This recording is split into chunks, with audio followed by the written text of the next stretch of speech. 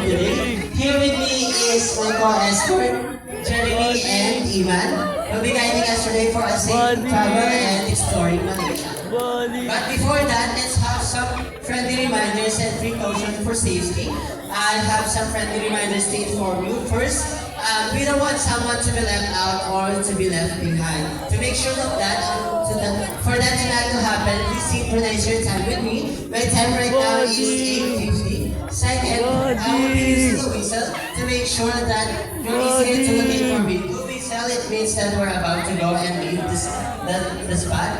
Next is I have a flag with I will wave for you guys to easier to locate to me. And green flag for the signal that you have a free time to take some photos and pictures of the destination. And not just to make sure our safety, I have some first aid kit with me, just in case, let me know. And lastly, in case you got separated from the group, we have some bag similar to mine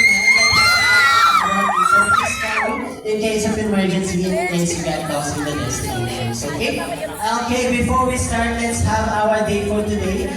We're gonna travel Malaysia. First, we're going to visit Petronas Twin Tower.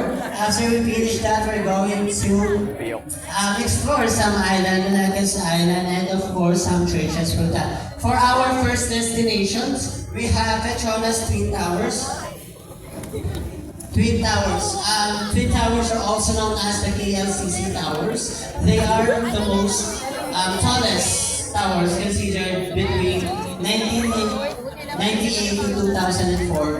We're the tallest for 6 years. And if you guys consider, if you see the Twin Petronas Towers, it has 88 floors each. And if you can see that they have the bridge, they call it the Sky Bridge. They use as a, well, not for just aesthetic, but they also use that as an emergency exit.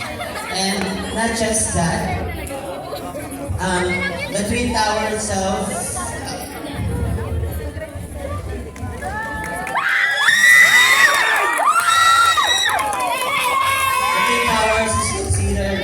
the most famous landmark of Malaysia, considering that it has become a symbol of the planet. And of course, the travel will not be good enough without exploring some islands in Malacca. Some of the famous islands, 100 islands in Malacca,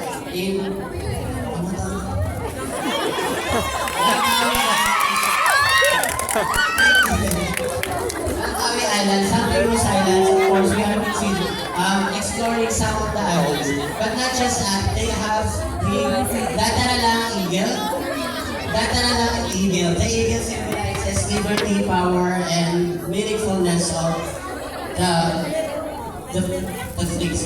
And of course, the bridge, the Sky Bridge that they consider one of the most famous. It is the perfect spot for exploring and for posing on other photo shots because it stands 125 long and 100 meters hanging above from the ground and making it perfect view or groundbreaking view to notice or explore all the islands. And of course, for our last destination, Christchurch, Malacca, the Dutch design architecture, knowing for red spot, originally white, Dutch church from Malacca.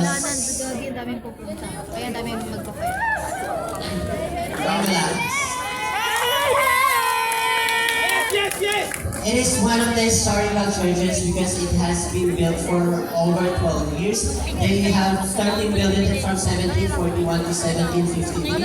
And what's more amazing about it is no names used for building the church, only traditional joining. And thank you all for coming for me today. Again, this is Christian. I hope we see you again tomorrow. As this is time for tomorrow for additional destinations for explore and tourist spots that will be joined. I hope you had your time with me and enjoy exploring Malaysia. Again, this is Christian. Thank you so much. Yes! Let's go! Ladies and gentlemen, please welcome from the BSDA.